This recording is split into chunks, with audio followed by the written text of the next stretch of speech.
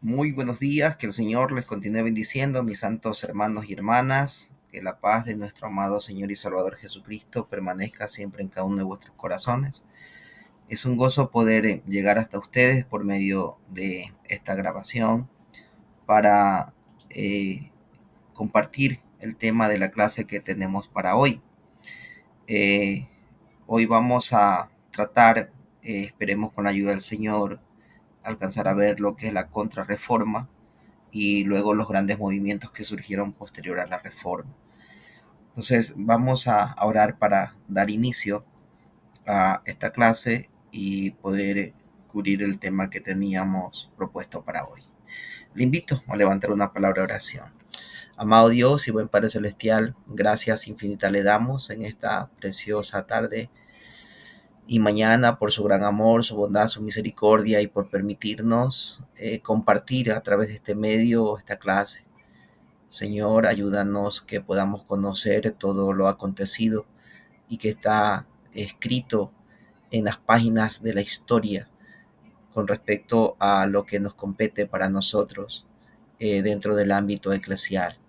Señor, que bendigas este tiempo y nos enseñes, use los recursos y la historia misma para ser enseñados en estos temas trascendentales que son de tanta competencia para nosotros como creyentes y parte del cuerpo de Cristo. Que tu bendición sea siempre sobre mis hermanos, sobre nuestras vidas. En el nombre de Jesús. Amén. Amén y amén. Muy bien. Estamos entonces para hoy desarrollar eh, este tema que es la quinta clase ya de Historia de la Iglesia 2 y el tema que vamos a tratar hoy es la contrarreforma. Habíamos estado hablando de el surgimiento ya del éxtasis de la Reforma Protestante, que llegó de su éxtasis en el 31 de octubre de 1517, y el personaje que fue usado por Dios en aquel tiempo fue un monje católico llamado Martín Lutero, que juntamente con Martín Lutero surgieron otros personajes en diferentes lugares, en diferentes países de Europa, y que se unieron, ellos levantaron su voz y llevaron también a una reforma protestante en algunos países.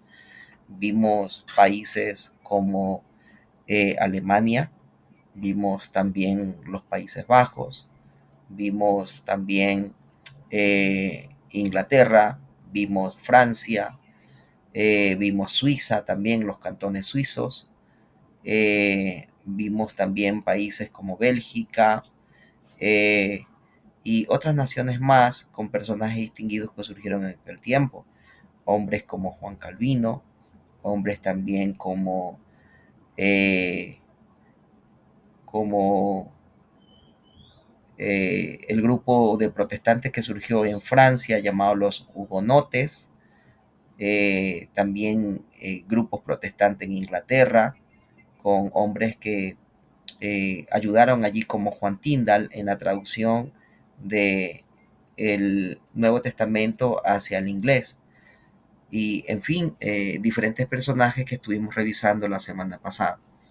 Ese espíritu reformista que había comenzado a operar en muchos países de Europa eh, no estaba siendo bien acogido, y la Iglesia Católica Romana, ellos no se iban a quedar con los brazos cruzados, ¿no?, ante este mover que estaba queriendo opacar en sí al catolicismo romano. Por ende, ellos van a activar un movimiento que se llamó la Contrarreforma. La Contrarreforma no fue otra cosa sino que los esfuerzos de parte de la Iglesia Católica Romana para querer opacar de manera inmediata ese espíritu reformista que había nacido en algunos países de Europa. Entonces, ¿qué implicó la Contrarreforma? Pues la Contrarreforma, no mucho después de que empezó la Reforma, fue un esfuerzo poderoso. Y este esfuerzo fue hecho por la Iglesia Católica Romana para, número uno, recuperar su terreno perdido en Europa, ya que habían perdido mucho terreno. Recordemos que hasta el siglo XVI, quien tenía el control, el poder, el dominio, ¿no?, dentro de todos los ámbitos era la Iglesia. Y pues la Iglesia hasta ese tiempo era una iglesia que se había llegado a un resurgimiento, a un poderío a partir del siglo IV en el primer concilio, en el año 325 en Nicea, y que había sido fundada por un hombre llamado Constantino en el año de 1312, donde se firmó un edicto llamado el Edicto de Tolerancia en Milán, y allí se había declarado que cesara la persecución en contra del cristianismo a manos del Imperio Romano. Y pues allí comenzó la historia de la Iglesia Católica Romana, una iglesia que nació en Roma, no es una iglesia que nació en Jerusalén, por ende no era la iglesia inicial que fundó nuestro Señor Jesús, sino que los historiadores dan como fundador de esa nueva iglesia a Constantino, aquel hombre que llegó a desempeñar funciones imperialistas, fue el emperador del Imperio Romano en Occidente, y que luego él se encargó también de levantar una nueva capital para el Imperio Romano, trasladándolo a Oriente, en la ciudad de Constantinopla. Entonces, desde el siglo IV hasta el siglo XVI, la Iglesia Católica tenía el poder, pero sin embargo, con estas voces de protesta que surgieron por diversos personajes en una pre-reforma, una reforma anticipada, y luego la reforma había sido llevada al éxtasis por expositores como Martín Lutero, Juan Calvino y diferentes personajes en diferentes países. La Iglesia Católica entonces había perdido terreno. Ellos querían recuperar su terreno perdido en Europa. Número dos, ellos tenían, ¿no?, la intención de destruir la fe protestante, esa fe que reclamaba volver a la escritura, ya no vivir en una tradición donde la máxima autoridad de esa iglesia, de ese ente eclesial, sea un hombre que pues era el Papa. Ahora reclamaban volver a las escrituras, que la máxima autoridad dentro de la iglesia no sea un hombre, sino que sea directamente Dios a través de su palabra, y ese cumplimiento de la palabra en Jesucristo. Eso es lo que se reclamaba. Entonces la Contrarreforma quiso destruir la fe protestante, y también la Contrarreforma tenía la intención de promover las misiones católicas en países extranjeros. Entonces, estas tres eran básicamente los motivos por los cuales se activó la Contrarreforma. Una vez más, para recuperar su terreno perdido en Europa, para destruir la fe protestante y para promover las misiones católicas en países extranjeros. ¿Cuáles fueron los recursos que va a utilizar este movimiento activado por la Iglesia Católica llamado la Contrarreforma? Bueno, la historia dice que uno de los recursos que va a utilizar se llamó el Concilio de Trento. Este fue uno de los 21 concilios que ha tenido el catolicismo romano para defender su fe y para reafirmar los dogmas que ellos comparten. Entonces, el Concilio de Trento dice que se desarrolló desde el año 1545 hasta el año de 1563 y se desarrolló en tres etapas. Se intentó hacer la reforma dentro de la iglesia por medio del Papa Pablo III, principalmente con el objeto de investigar y poner fin a los abusos que habían hecho surgir la reforma.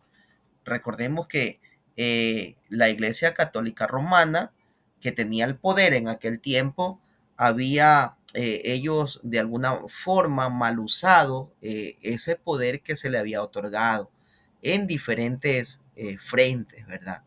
Entonces, por eso ellos quisieron hacer una reforma dentro de la misma Iglesia Católica. Y pues esa reforma, que se la conoce como la Contrarreforma, tenía el espíritu de apagar la fe protestante.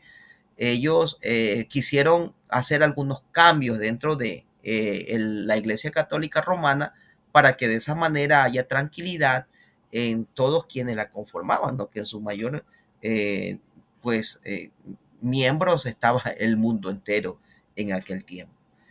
Entonces, el concilio va a tener ese espíritu, va a querer investigar y poner fin a los abusos que se habían hecho antes de que la reforma surja.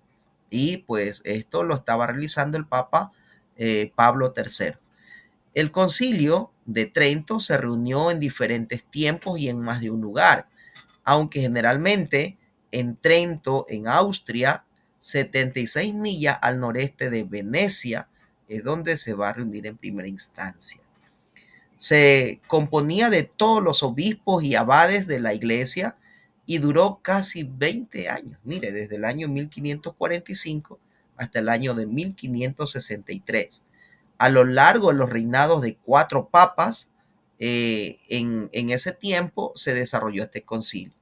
Había sido la esperanza que la separación entre católicos y protestantes pudiese ser arreglada y la iglesia volviera a unirse, pero esto no pudo efectuarse, porque en todo este tiempo se desarrollaron muchas guerras en nombre de la religión, ¿no? Y en nombre de la fe. Eh, Lucas incluso ya había anticipado en el Evangelio de Lucas que se llegaría incluso a la muerte utilizando el nombre de Dios. Sin embargo, se hicieron muchas reformas, las doctrinas de la iglesia fueron declaradas definitivamente y aún los protestantes admiten que los papas después del Concilio de Trento fueron mejores que muchos de los que gobernaron antes del Concilio de Trento. En cierta manera, en algo influyó este concilio para que pudiera haber algunas correcciones dentro de la Iglesia Católica Romana. Veamos de algunas de las conclusiones que existieron en esas 3 etapas en las que este concilio se reunió. En la primera instancia, en la conclusión del Concilio de Trento, sobre la interpretación de las escrituras. Desde 1545 a 1547 se inaugura el concilio, donde destaca, pese a la mayoría italiana, la representación española y su formación. La amenaza de una epidemia de peste obliga a suspender la reunión. Entonces, a pesar de que hubieron 2 años en el cual se desarrolló, pero no se terminó con este concilio. Luego, en una segunda etapa, se va a tratar sobre la revisión de los sacramentos. Eso ocurrió desde el año 1551 hasta 1552, con Julio III. Destaca la numerosa presencia alemana. Carlos V sufre la traición de su aliado Mauricio de Sajonia, que se alía con los protestantes y ataca al emperador en Innsbruck, por lo que se vuelve a suspender la reunión conciliar. Y luego se va a dar una tercera citatorio para concluir este concilio y van a tratar allí el tema de la residencia episcopal y la profesión de la fe tridentina. Eso pues ocurrió desde el año 1562 hasta 1563 con Pío IV. Ya no hay representación alemana ni reformista y se concluyen los temas. Es decir, que este concilio se va a cerrar únicamente con la participación en su mayoría de participantes españoles y ya los alemanes que en su mayoría tenían la voz de protesta ya no van a estar. Por ende, pues las resoluciones que se tomaron fue mucho más apegada al criterio de aquellos que no tenían mente reformada, anteponiéndose a aquellos que ya la habían tenido. En el concilio había 2 posturas que se enfrentaron o estuvieron siempre enfrentadas. Número 1, proponían una actitud conciliadora hacia los protestantes para llegar a un acuerdo. Eso era una de las posturas que existía, ¿no? Proponían conciliar las formas de pensamientos que tenían, llegar a acuerdos y de esa manera superar aquello que había llevado a un fraccionamiento, a una división de la iglesia, donde ahora había 2 grupos, la Iglesia Católica Romana y la Iglesia Protestante. Así fue ese término que utilizaron en la ciudad de Espira, una ciudad alemana, en 1529, determinando a aquellos que se habían inclinado con el pensamiento de Martín Lutero, le llamaron de manera despectiva los protestantes. Entonces había allí una división, pero querían ellos llegar a una conciliación entre protestantes y católicos romanos para llegar a acuerdos. Esa era un grupo, una postura. Y había la segunda postura que era la intransigente, es decir, que querían imponer su criterio para seguir teniendo todo el poder y que ellos únicamente sean los que sigan gobernando y de esa manera opacar al pensamiento reformista. Y pues finalmente fue esta posición, la intransigente, que terminó ganando en este concilio. ¿Y por qué ocurrió eso? Una vez más, porque ya en el tercer citatorio, que se dio desde el año 1562 hasta 1563, donde finalmente termina este concilio, ya no tuvo representatividad alemana, donde había los que tenían una mente reformada, sino únicamente participantes españoles que se inclinaban por el pensamiento católico romano. Los dogmas concluidos, si bien no eran nuevos, sí se perfilaron y aclararon con respecto a ambigüedades anteriores, aportando una mayor unidad a la doctrina católica y oponiéndose a las ideas protestantes, con lo que el concilio resultó la ruptura definitiva de ambas tendencias. Es decir, que este concilio, lejos de ayudar para conciliar entre protestantes y católicos romanos, sirvió más bien para que estas dos posturas sean separadas definitivamente. Y pues hasta la actualidad se mantiene, ¿verdad? Estas inclinaciones de pensamiento. Algunos de los dogmas o medidas a aplicar fueron esas disposiciones que se tomaron en el Concilio de Trento. La idea de salvación del ser humano tanto por la fe como por las buenas obras. Recordando que lo que primaba y sigue primando en la Iglesia Católica Romana es la salvación por obras. No hay en sí una enseñanza doctrinal de que la salvación es por la fe, sino más bien de que la salvación es por obras, porque eso es lo que ha determinado la tradición. Una mayor motivación también del clero fue otra de las medidas que aplicaron en este concilio. La consideración de la presencia real de Cristo en el sacramento de la Eucaristía. Esto que dentro del catolicismo romano se llama la transubstanciación, es decir, la transformación de la sustancia, que al momento que los elementos son puestos allí y consagrados en el santísimo lugar, que le llaman así el catolicismo romano, los elementos que son los que se involucran en la participación de la celebración de la Cena del Señor, ellos dicen que esa sustancia se transforma, que deja de ser el juguito de uvas o el vino y deja de ser el pan para transformarse en el cuerpo y la sangre de Jesús. Aquí es donde se establece de manera definitiva este dogma católico. El control también de la acumulación de los altos cargos en la jerarquía eclesiástica. Es decir, que allí se determinó también esos cargos relevantes que existen y que hacen notar una diferencia entre el clérigo y también el filigrés, ¿no? Entonces se establece allí los altos cargos en la jerarquía eclesiástica.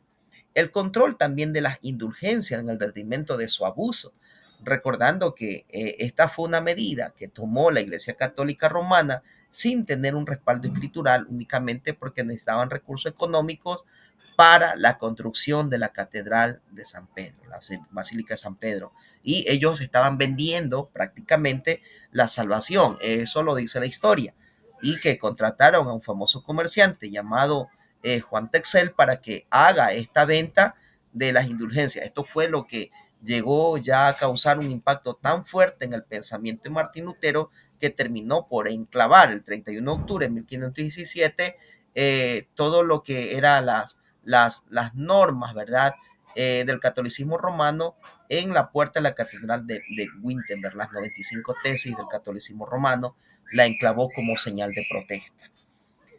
También la Vulgata latina, que era la única versión autorizada para ser usada dentro de las reuniones eclesiales, una traducción que había hecho San Jerónimo en el siglo IV como texto oficial de la iglesia, ¿verdad? Era entonces el único texto autorizado para usarlo.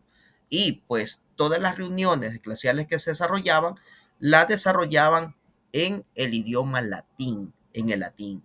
Cosa que si pues daban una misa en un pueblo que no hablaba latín, nadie entendía lo que ellos estaban participando. Pero finalmente en Trento ellos establecieron este dogma. También la interpretación de las Sagradas Escrituras, que únicamente la interpretación de la Biblia podía ser dada únicamente por la Iglesia Católica. Nadie más puede interpretar.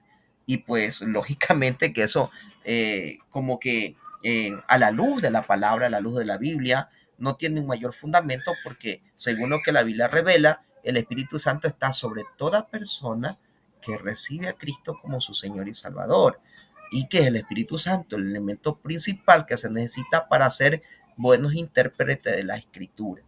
Pero pues sin embargo se establece entre el catolicismo romano que el único o la única entidad que estaba autorizada y que podía hacer interpretación de la Biblia era la Iglesia Católica Romana. Miren, ¿no? También la sistematización de las ceremonias litúrgicas que estaba también pues autorizada la Iglesia Católica. También en el Concilio de Trento se establece la veneración a la Virgen y a los santos, reliquias e imágenes. Eso, pues, uno de los elementos que contrarresta de manera determinante la Biblia desde el Antiguo Testamento hasta el Nuevo Testamento es la iconoclastia o la adoración a los ídolos. Pero en el Concilio de Trento eso se lo establece, ¿no? Solo que utilizan un término y que a la manera de ellos no es lo mismo la adoración que la veneración, pero establecen la veneración a la Virgen, a los santos, a las reliquias y a las imágenes. Todo un movimiento que se llamó la iconoclastia. También la creación de seminarios diocesanos lo establecen en el Concilio de Trento. La creación de los archivos parroquiales, esto que posteriormente incluso va a ser considerado dentro del ámbito de ley, ¿no? Porque se pedía y se sigue pidiendo ahora para algunas actividades y movimientos en el orden legal, documentos como por ejemplo la fe de bautismo. Entonces, esto lo van a establecer allí en Trento y le llamaron la creación de los archivos parroquiales, ¿no? Eh, pues este sistema que hasta la actualidad en algunos lugares todavía sigue en vigencia y que eso lo otorga la Iglesia Católica. También sobre el simbolismo de la fe, ¿no? También lo establecen allí, el pecado original. Y pues recordemos que ya la Iglesia Católica Romana estaba practicando el bautismo de infantes o el bautismo de niños, porque se dice que el niño nace con la herencia de pecado del papá, de la mamá, y que necesita ser limpio de ese pecado original. Para eso establecen el bautismo y pues lo afirman también en el Concilio de Trento. La justificación también otro de los dogmas que reafirman en el Concilio de Trento, los sacramentos, ¿no? Esos 7 sacramentos que hasta la actualidad se mantienen en vigencia, como son, número 1, el bautismo, que todo ser humano debe ser bautizado, y luego del bautismo viene la confirmación, luego de la confirmación viene la comunión, después de la comunión la Eucaristía, viene la penitencia, la extrema unción y el matrimonio. Entonces, estos son los sacramentos que quedaron establecidos por el catolicismo romano en aquel tiempo. Y otro de los dogmas que también se establece allí es el purgatorio. Ya habíamos hablado que el purgatorio fue una idea tomada del pensamiento filosófico griego y también de los que practicaban el gnosticismo. El gnosticismo fue una corriente herética que desde edad muy temprana comenzó a crecer e incursionar dentro de la misma iglesia de Cristo y que probablemente cuando el apóstol Juan escribe su epístola, su primera epístola, tiene la intención de querer combatir esta corriente herética que estaba tomando fuerza dentro de la misma iglesia. Pues el purgatorio, dogma que también está sustentado en el catolicismo romano, con pasajes de libros deuterocanónicos, ellos fueron tomados, según lo que en la historia se conoce, del pensamiento griego y del pensamiento gnóstico. Y ya habíamos conversado sobre aquello. También en el Concilio de Trento se llegó a la supremacía del Papa en todos los asuntos de fe. Mire que se llegó a determinar que el Papa es infalible, se declaró la infabilidad del Papa, de que el Papa está por encima de cualquier otra persona, pues certificando allí o rectificando el nombre que hasta la actualidad se le da, y ese nombre es el Pontifici Maximus o el Máximo Pontífice o el Sumo Pontífice también como se le conoce, término que era utilizado dentro del ámbito romano y que significa el constructor de puentes, Sumo Pontífice, porque se certifica que el único puente entre Dios y los hombres es el Papa, pues enseñanza que a la luz de la palabra está en contra o es contrario a lo que la Biblia enseña, porque se dice que el único mediador entre Dios y los hombres es Jesucristo hombre, y así lo declara Pablo en la epístola a Timoteo. También en Juan 14:6 la Biblia dice, palabras de Jesús, él dijo, yo soy el camino, la verdad y la vida, haciendo referencia, según la tradición judía, a esas tres puertas que existían en el tabernáculo, la puerta del atrio exterior llamado camino, la puerta al lugar santo llamado verdad y la puerta al lugar santísimo llamada vida. Entonces, para llegar al lugar santísimo, donde estaba el elemento que representaba la presencia de Dios y que se llama el arca de la alianza, tenían que cruzar estas tres puertas. Pues Jesús dijo, yo soy el camino, la verdad y la vida, haciendo referencia a estas puertas, y luego dijo, nadie viene al Padre si no es por mí. Es decir, que el único camino, el único mediador entre Dios y los hombres es Jesucristo. En Hechos 4:7 también la Biblia dice que no hay otro nombre bajo el cielo dado a los hombres en quien podamos ser salvos. Por eso dice que esto, pues lejos de ser un dogma, se convertiría, ¿no?, a la luz de la palabra, a la luz de la verdad, en una herejía terrible, en donde se quiere poner a desempeñar las funciones de Cristo a un hombre. Y que el Señor tenga misericordia. También se determinó ya la obligación de los obispos de residir en sus diócesis y la prohibición de acumular bienes, porque la riqueza era un factor que había aumentado en ese tiempo, donde incluso se vendían los, las funciones y también los diferentes puestos en esos lugares dentro de la iglesia, porque allí se movía mucho dinero y los sueldos eran muy buenos. Entonces se pagaban muchas cantidades de dinero para que le otorgaran ese puesto, porque luego iban a recompensarlo. No es como ahora en algunos lugares dentro del ámbito de política se comercializan estos puestos, se los vende porque allí van a tener un buen ingreso.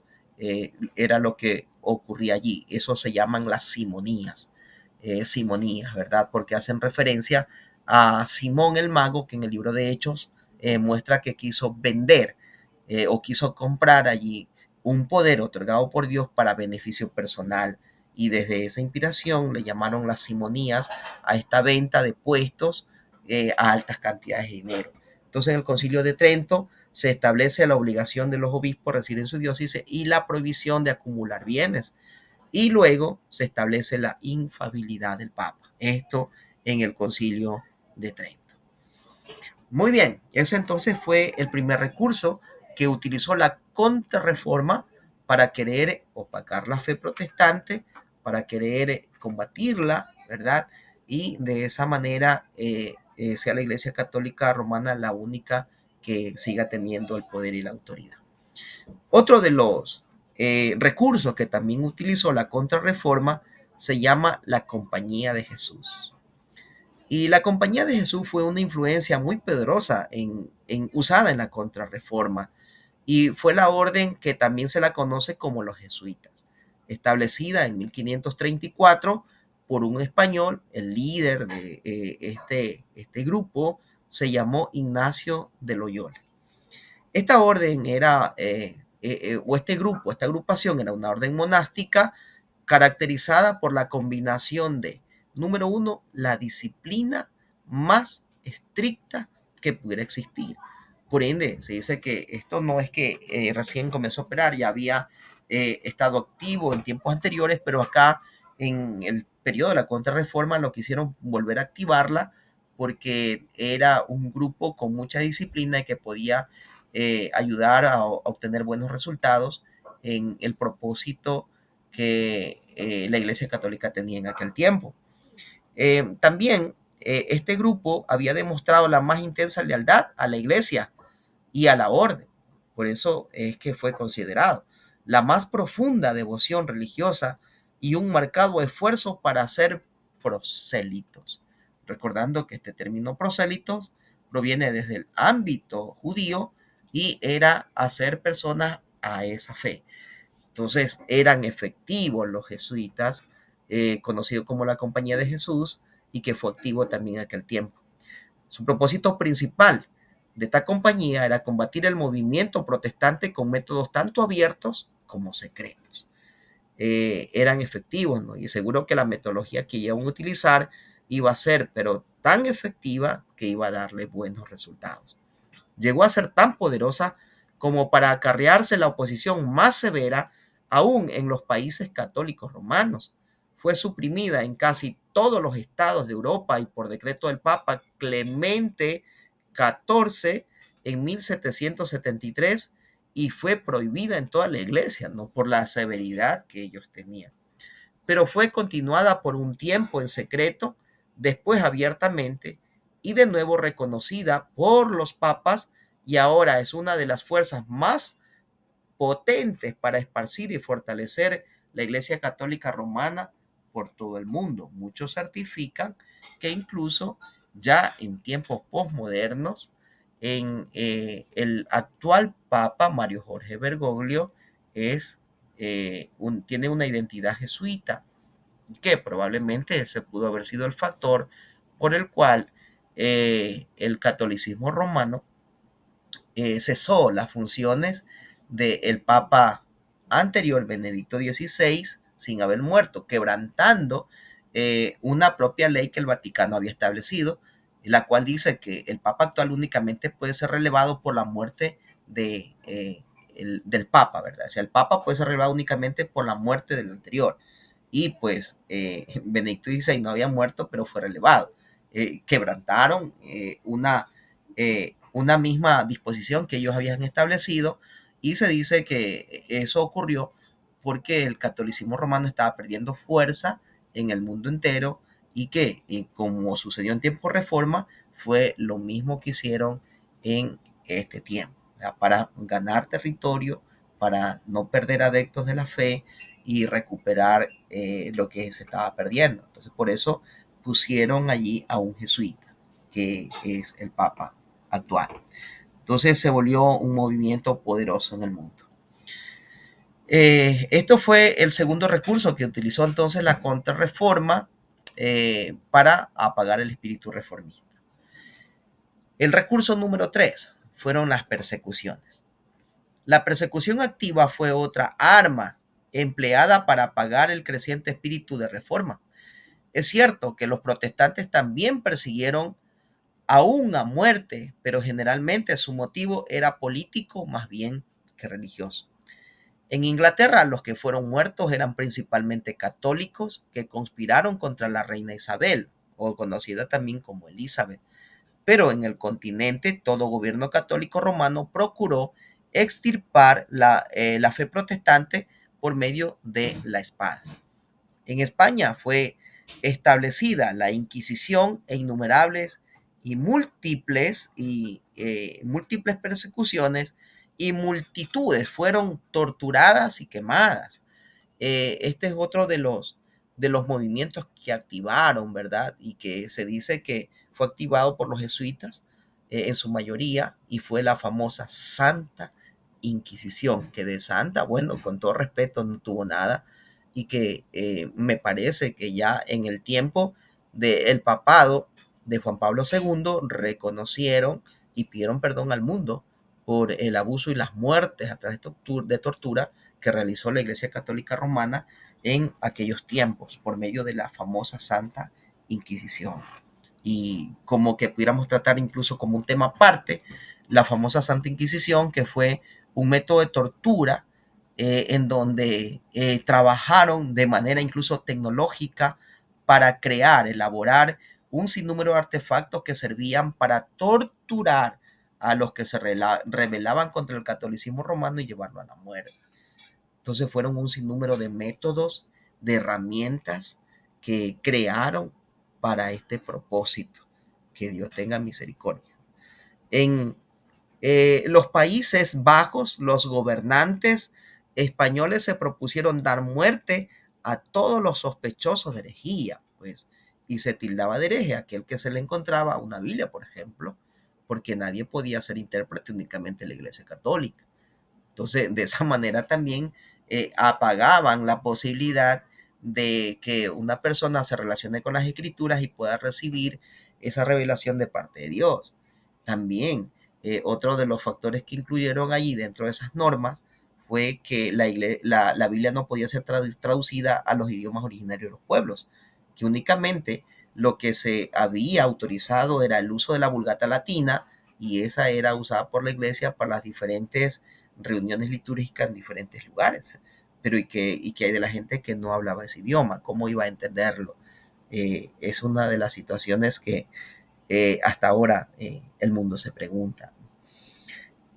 También en Francia el espíritu de persecución llegó a su apogeo en lo que se conoce como la famosa matanza del día de San Bartolomé.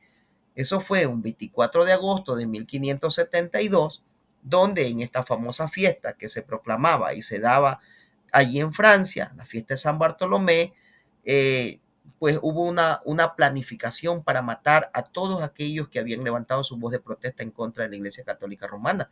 Este grupo se llamaron los hugonotes, que quisieron ser exterminados por medio de esa matanza, ¿no? Que el mundo con mucho dolor la recuerda. Eso sucedió en 1572, cuando según los cálculos que se han utilizado, se cree que perecieron alrededor de 20,000 a 100,000 personas. ¿Por qué la mataron? Únicamente porque tenían un pensamiento contrario, porque ellos querían volver a la escritura y pues eran adeptos a un grupo protestante que se llamaron los hugonotes. Probablemente hay muchos eventos que el mundo desconoce, pero que son una realidad y que en nombre de la religión incluso se ha mal usado el nombre de Dios para este tipo de, eh, de proceder, ¿no? Y que generan mucho dolor porque en nombre de la religión se cometieron. Estas persecuciones en todo país donde el protestantismo no dominaba en el gobierno, no solo retardaban la marcha de la reforma, sino que en algunos países, principalmente en Bohemia y en España, fue aplastada. Pues la historia dice que no se desarrolló el protestantismo en países como Italia, por ejemplo, fue un país que quedó netamente con la fe católica romana. En España también fue un reino aparte, y en este reino tampoco no se estableció, fue combatida rápidamente el espíritu protestantista. Y también en países como Portugal. Por ende, pues somos herederos en cierta manera en estos países, porque los que finalmente ya en el siglo XV, 1492, descubren América fueron españoles, pero que luego en las costas de Brasil también llegan los portugueses y pues también otras colonias italianas. Y mire que la fe entonces que heredan estos países pertenecientes a América del Sur y América del Centro, Centroamérica, van a absorber o van a heredar una fe católica romana, no porque ellos la tenían, sino porque fue autoimpuesta, porque fue impuesta por la fuerza.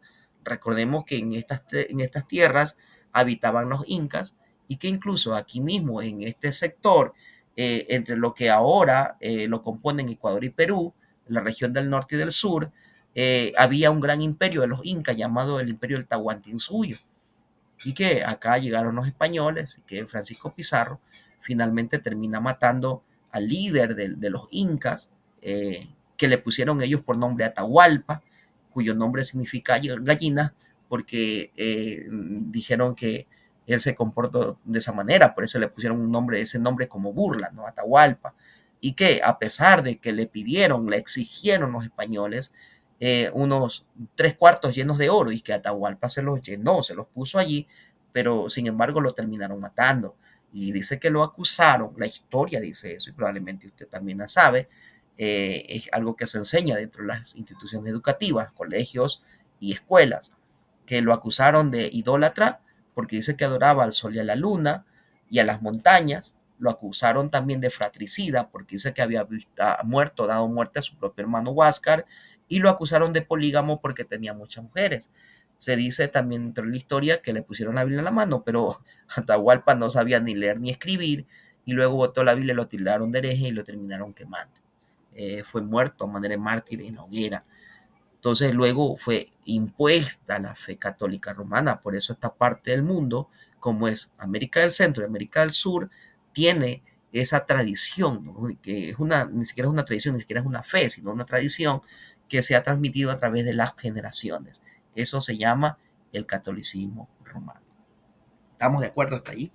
Entonces, mire que hasta aquí hemos visto eh, tres recursos que utilizó la Iglesia Católica eh, para querer apagar el espíritu reformista en este gran mover que se llamó la Contrarreforma. Veamos un cuarto elemento.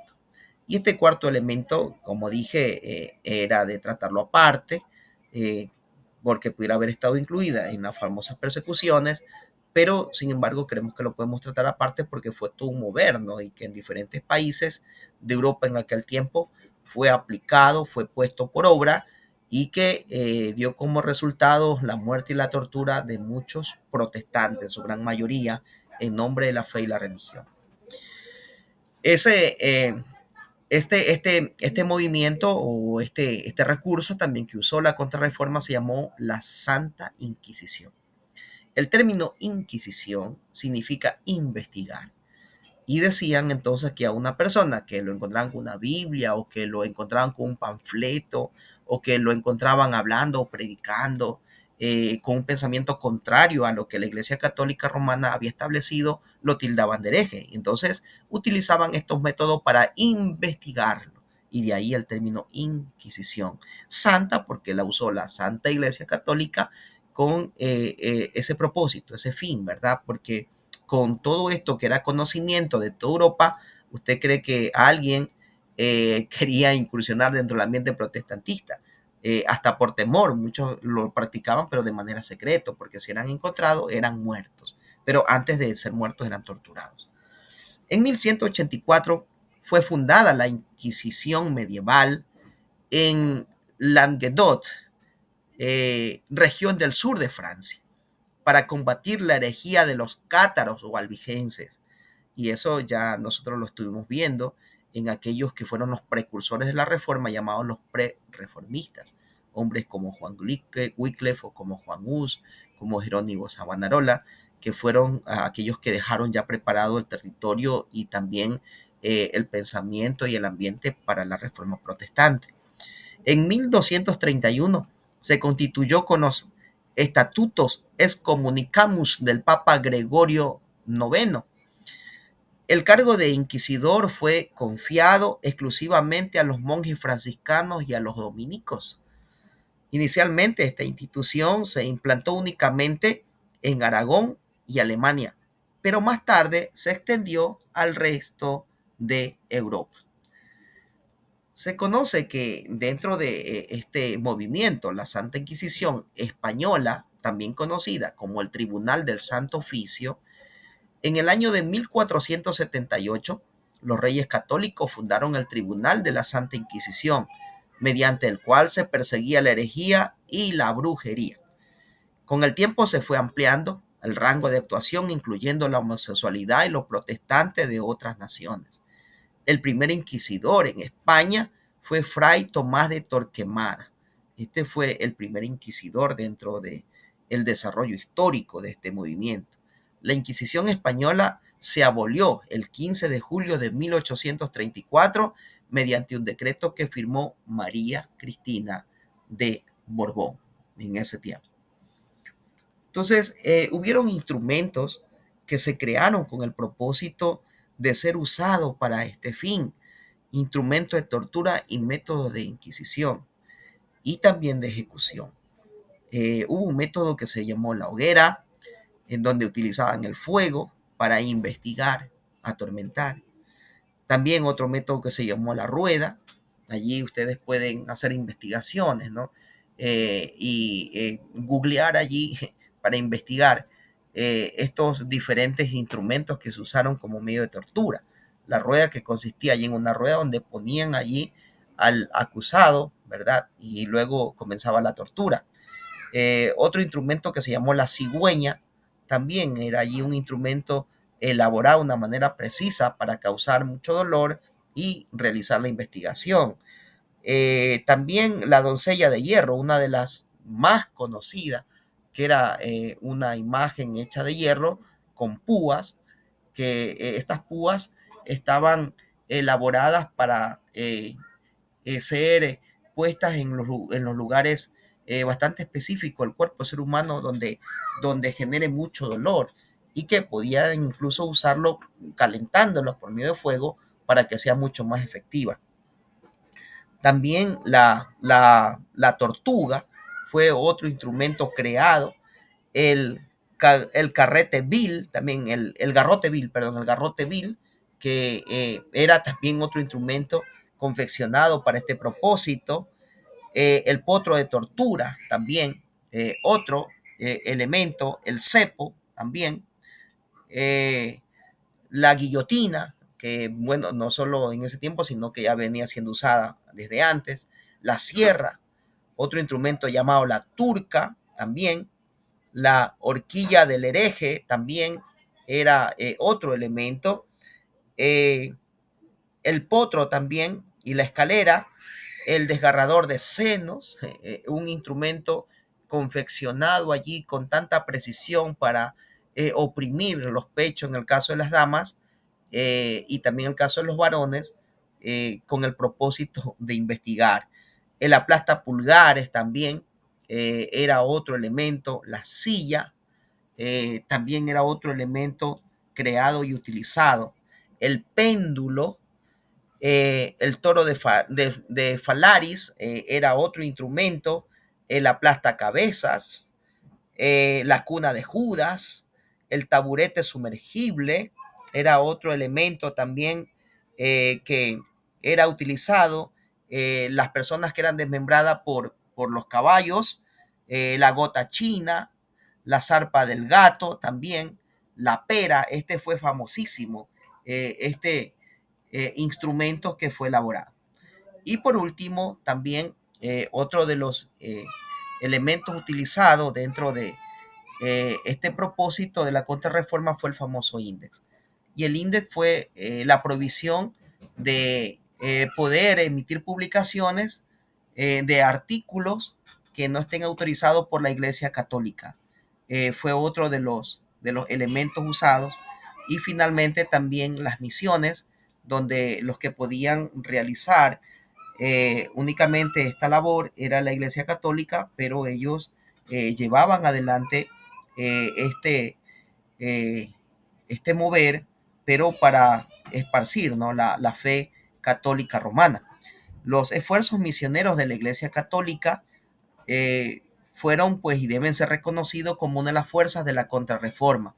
Estos esfuerzos estaban dirigidos en su mayor parte por los jesuitas y dio como resultado la conversión de todas las razas nativas de América del Sur y de México y de gran parte de Canadá, y en el establecimiento de grandes misiones en la India y los países circunvecinos por Francisco Javier. Francisco Javier fue el discípulo de Ignacio de Loyola y fue un hombre pues también que usó mucho la contrarreforma y que inspirado por este personaje, el Papa actual, Mario Jorge Bergoglio, adquirió, ¿no?, el nombre de Francisco I en honor a este personaje, discípulo de Ignacio Loyola, llamado Francisco Javier. Entonces, las misiones que comenzaron a realizar los católicos romanos tenían la intención de esparcir la fe católica a los mundos que estaban siendo descubiertos en aquel tiempo. Recordemos que en 1492 llega a esta parte del mundo Cristóbal Colón y que se dice que ya en su segundo y tercer viaje misionero trae entonces un sacerdote católico y probablemente de la fe de los jesuitas para que ellos hagan la labor misionera y comiencen a transmitir el evangelio, pero ese fue un evangelio no reformado que llegó a esta parte del mundo y que únicamente fue una tradición que se transmitió a las generaciones de aquel tiempo y a las generaciones también que vinieron posterior hasta la actualidad. Entonces mire que fueron todos estos recursos que utilizó el catolicismo romano para querer combatir la reforma. Entonces, hemos hablado aquí de unos 5 elementos que utilizó el catolicismo romano para ellos a querer apagar el espíritu reformista. Entonces, vamos a recordarlos. Número 1 fue el Concilio de Trento, que se desarrolló en 3 etapas, desde 1545 hasta 1563. La primera etapa se dio desde 1545 a 1547, la segunda etapa de 1551 a 1552 y la tercera de 1562 a 1563. Entonces el Concilio de Trento fue uno de los recursos que usó la contrarreforma para querer apagar el espíritu reformista. Número 2, la Compañía de Jesús, conocida también como los jesuitas. Número 3, las persecuciones que emprendió el catolicismo romano en diferentes países de Europa. Número 4, la famosa Santa Inquisición, que fue otro recurso que utilizó también el catolicismo romano.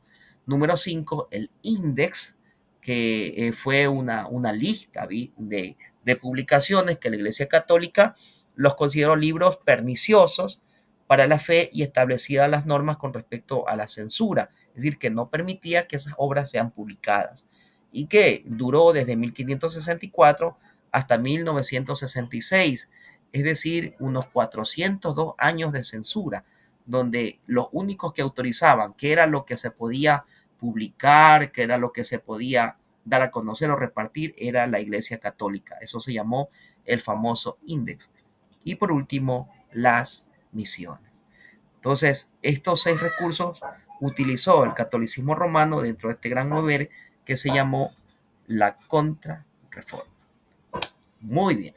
Esperamos con la ayuda del Señor entonces haber también cubierto esta clase y este tema que necesariamente había que poder compartirlo y que de seguro va a ser de mucha ayuda dentro de nuestro ámbito formativo, estudiando un poquito lo que fue la historia de la iglesia y en este periodo que le estamos dando un buen tiempito que se llamó la iglesia reformada, que fue el 5.º periodo. Con ayuda del Señor entonces, posteriormente estaremos viendo el 6.º periodo, que fue la iglesia moderna, para declinar ya y terminar, ¿no?, este tiempo de estudio de historia de la iglesia 2 con lo que es la iglesia posmoderna. Recordando que hemos también nosotros tomado lo que dice el libro Apocalipsis, capítulo 2 y capítulo 3, donde hay allí unos 7 mensajes para 7 iglesias diferentes y que los especialistas, los entendidos dicen que probablemente cada iglesia representa un periodo de la iglesia que está en esta tierra, establecida por Jesús desde el año 30 aproximadamente después de Cristo, según Hechos capítulo 2, donde descendió el Espíritu Santo en la fiesta de Pentecostés, allí en la ciudad de Jerusalén, y que se sigue extendiendo hasta este tiempo.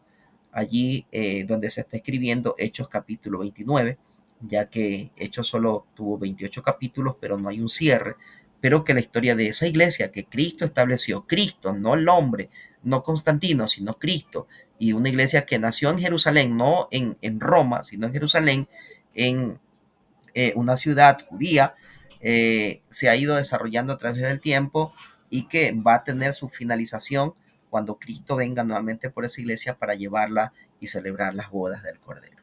Bendito sea el nombre del Señor.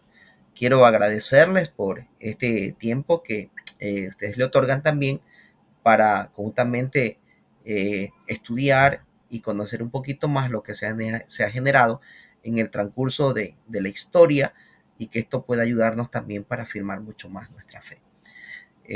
Si tienen alguna pregunta, con mucho gusto, ustedes pueden, por favor, escribirla y ya cuando tengamos nuestro tiempo presencial, poder compartirlas, sociabilizarlas y allí también poder disuadir cualquier interrogante que exista. Quiero agradecerle una vez más y quiero invitarles a levantar una palabra de oración para cerrar este tiempo, dándole gracias a Dios. Señor, gracias te damos en este precioso día por habernos permitido conocer un poco más de todo lo que se generó en este intento del catolicismo romano de querer apagar la fe protestante o reformada, como se la conoce, por medio de diferentes personajes que surgió a partir en su éxtasis en el siglo XVI. Señor, ayúdanos a atesorarla y que también no solo podamos conocerla, sino también compartirla con otros. Tus manos nos encomendamos una vez más, te bendecimos y te damos gracias. En el nombre de Jesús. Amén, amén, amén. Muchas gracias, mis santos hermanos. Que el Señor continúe bendiciendo sus vidas y que asimismo nos siga dando la capacidad para todo lo que Él nos enseña, ponerlo también a su servicio. Vamos a cerrar entonces allí, agradecido